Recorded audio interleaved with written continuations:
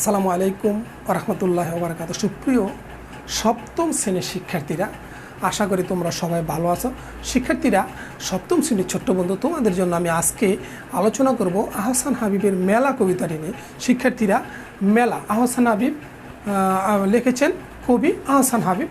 তিনি 1917 সালে পিরোজপুর জেলায় জন্মগ্রহণ করেন এবং 1985 সালে তিনি মৃত্যুবরণ করেন। আহসান হাবিব মূলত শিশু সাহিত্যিক। তিনি পেশায় একজন সাংবাদিক ছিলেন। তার রাত্রি শেষ, ছায়া হরিণ, সারা দুপুর, আশায় বসতি ইত্যাদি তার উল্লেখযোগ্য কবিতা। তিনি শিশুতোষ সাহিত্য গ্রন্থ বেশ জনপ্রিয়। কবি আহসান হাবিব শিশুতোষ গ্রন্থ নিয়ে লেখে বেশ জনপ্রিয়তা অর্জন করেছেন। আমরা তার মেলা কবিতাটি নিয়ে আলোচনা করব। শিক্ষার্থীরা দেখো কবি কি বলেছে, আমরা একটু পাঠ করি। মেলা আহসান হাবিব। ফুলের মেলা, পাখির মেলা, আকাশ জুড়ে তারার মেলা, রোজ সকালে রঙের মেলা, সাত সাগরে ঢেউয়ের মেলা, আরেক মেলা জগৎ জুড়ে বাইরা মিলে বোনরা মেলা, রং কুড়িয়ে বেড়ায় তারা নীল আকাশে, অপার নীলে ফুলের বুকে সুবাস যত, বুকে মুখে নেয় মেখে তাই, পাখির কল কণ্ঠ থেকে সুর তুলে নেয় তারাই সবাই রাতের পথে পারি যখন, তারার অবাক দ্বীপ জেলে নেয় রোজ সকালে আকাশপথে, আলোর পাখি দেয় ছেড়ে দেয় সাত সাগরের বুক থেকে নেয় ঢেউ তুলে নেয় ভালোবাসা, জগৎ জুড়ে যায় ছড়িয়ে আলোর আশায় ভালোবাসায়। এই যে মেলা বাই এর বোনের, এই যে হাসি, এই যে খুশি, এই যে প্রীতি লক্ষ মনের, কচি সবুজ ভাই বোনেরা আপনি গড়া এই যে মেলা। এই মেলাতে নিত্য চলে আপন মনে একটি খেলা, গড়বে নতুন একটি বাগান, অনেক ফুলার অনেক পাখি, সব পাখিদের আলাদা গান, তারই মাঝে একটি সুরেশ, সবারই সুর যায় মিলিয়ে, এক দুনিয়া এক মানুষের স্বপ্ন তারা যায় বিলিয়ে। আসলে মেলা কবিতাটি সত্যি কথা বলতে পৃথিবীতে আসলে সব কিছু একটা মেলার সমাগ্র। যেদিকে তাকাই গাছ, যেদিকে তাকায় ফুলের বাগান, উপরে আসমানের দিকে তাকায় দেখি তারার মেলা, শহরের দিকে তাকিয়ে দেখি বড় বড় বিল্ডিংয়ের মেলা, আবার সাগর এলাকায় গিয়ে দেখি কাশফুলের মেলা, আবার দেখি পুকুরে মেয়েদের দেখি কচুরির মেলা।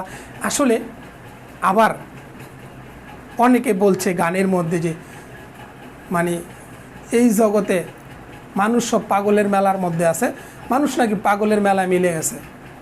যে এই যে মানুষ যে সব মানুষের মেলা, অনেক মানুষ মেলা, এবং এক এক মানুষের এক এক রূপ, এক এক ধরন, এক এক উক্তি, এক এক বচন। এই জন্য বলছে পাগলের মেলা, পাগলের খেলা। জগৎটা হয়েছে একটা পাগলের খেলা। আমরা মেলা কবিতায় আহসান হাবিব যে জিনিসটা বলতে চেয়েছেন তা হলো যে ভাই বোনের যে একটা একান্ত মিলের বন্ধন, পারিবারিক বন্ধনের যে একটা দৃশ্য তিনি এখানে উপস্থাপন করেছেন। সকালবেলা ঘুম থেকে উঠে ভাই বোনে ফুলের বাগান পরিচর্যা করে, গাছ লাগায়, তারপর বাড়ির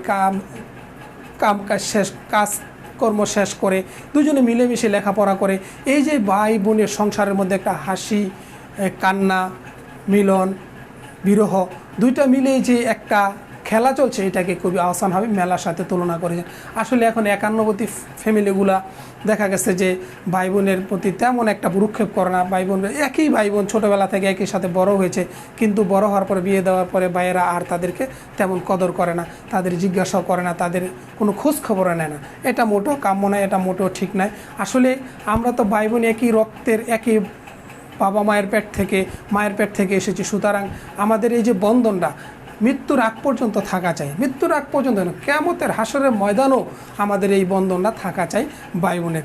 কবি এখানে সেই উক্তিটাই বলেছেন যে আরেক মেলা ফুলের বুকে সুবাসের যত, যে কবি যে সূর্য উঠে সারা পৃথিবীটাকে আলোকিত করে ফেলে, এটাকে যে আকাশে আলোর পাখি ছেড়ে দেওয়া হয়েছে, তারপরে সব রাত্রি ফোয়ালে পাখিগুলা বাহিরে তাদের খাবারের সন্ধানে বের হয়ে যায়, মানুষ কাজের সন্ধানে বের হয়ে যায়, সব মিলে একটা মেলার আয়োজন সারা পৃথিবী। আবার এই যে মেলার আয়োজন শেষ করে সন্ধ্যার পূর্বেই সবাই নিরে ফিরে আবার এই যে মেলার আয়োজন করে অনেকে চিরদা বিদায় নিয়ে আল্লাহ পাক রব্বুল আলামিনের সাথে দেখা করার জন্য চিরকালের জন্য পৃথিবী থেকে বিদায় নিয়ে যায়।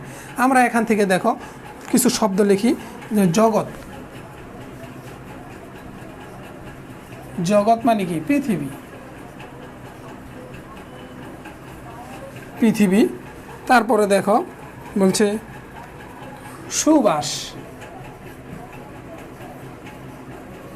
মানে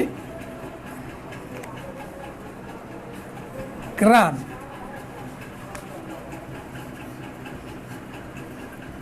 গ্রাম বা ফুলের সৌরভ। দ্বীপ জেলে মানে আলো জেলে।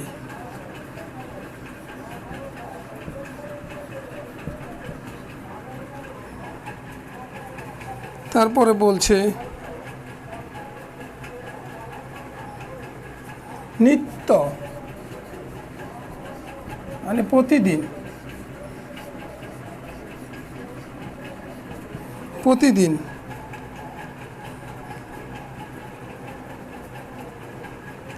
বিলিয়ে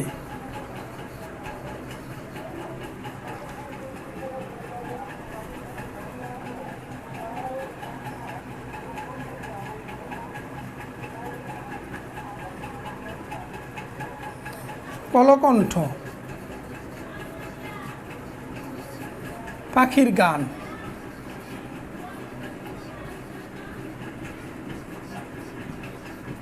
পাখির গান। তাহলে দেখো জগৎ, পৃথিবী, এই পৃথিবী জুড়ে রয়েছে যে আলোর মেলা। তারপরে সুবাস গ্রান, আমরা চতুর্দিকে বাগানে ফুলের গ্রান পেয়ে থাকি। দ্বীপ আলো জেলে, সকাল হলেই আমরা সূর্যের আলো দিয়ে দেখতে পাই। তারপরে নিত্য, প্রতিদিনই আমাদের একটা মেলা মেলে, আর তা হলো ভাই বোনে একসাথে মিলে খেলাধুলা করা, বাগান পরিচর্যা করা, ফুলের বাগানে যত্ন নেওয়া। কলকণ্ঠ, সন্ধ্যা এবং সকাল পাখির কলকাকলিতে মুখরিত হয়ে যায় এই পৃথিবী।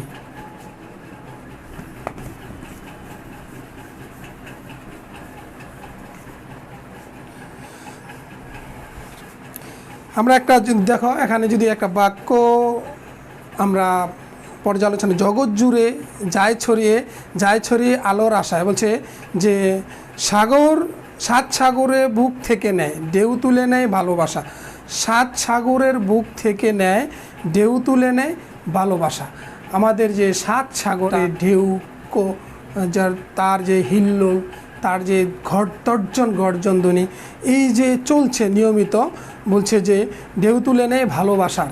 যে তারা আমরা এই যে সাগরের কাছে ছুটে যাই সাগরের ঢেউ দেখার জন্য।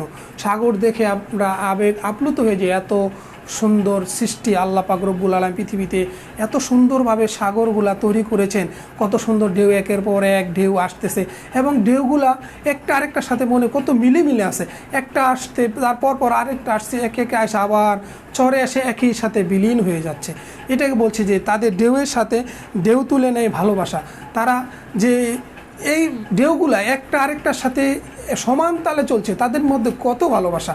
আবার অন্য অর্থে বলতে পারি যে আমাদের যে মানব সমাজের, আমরা যে পৃথিবীতে বসবাস করতেছি, আমরা একে অপরে হাসি খুশি মিলন বিরহ সব মিলে আমরা ঢেউ তুলে একই সাথে এই আসমানের নিচে মাটির জমিনের উপরে পৃথিবীতে বসবাস করে আসতেছি। এবং এটাই আমরা একে অন্যের ভালোবাসা অর্জন করতে পারতেছি। কেউ ভালোবাসা অর্জন করতেছে, কেউ ভালোবাসা ত্যাগ করে দুনিয়া থেকে চলে যাচ্ছে। এই যে খেলা, এই যে আসার বেলা, এটাই হচ্ছে পৃথিবীর মেলা।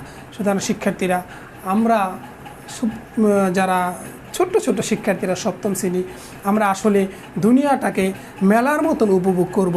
যেন মেলায় আমরা যেমন আনন্দ উপভোগ করি, ঠিক পৃথিবীতে যতদিন বেঁচে থাকি মেলার মতো উপভোগ করব, ভালো কাজ করব, অবশ্যই ভালো কাজ করে ভালো ফল পাবো, এই প্রত্যাশা নিয়ে আমি আজকের মতন এই ক্লাস থেকে বিদায় নিচ্ছি। আসসালামু আলাইকুম রহমতুল্লাহি ওয়া বারাকাতুহু।